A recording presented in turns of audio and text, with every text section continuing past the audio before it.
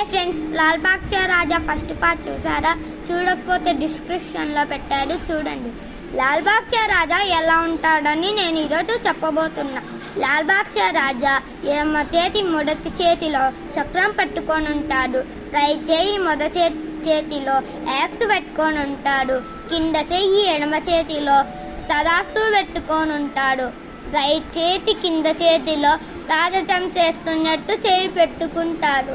కూర్చున్నట్టు వెనకల సింహాసనం లాగా, వెనకల రాజభవనం లాగా రాజసం చేస్తున్నట్టు, అందరికీ మంచి చేస్తున్నట్టు ఉంటాడు. లాల్ బాగ్చా రాజా సెకండ్ పుత్రుడు కాబట్టి పార్వతీదేవికి రాజసం చేస్తున్నట్టుంటాడు.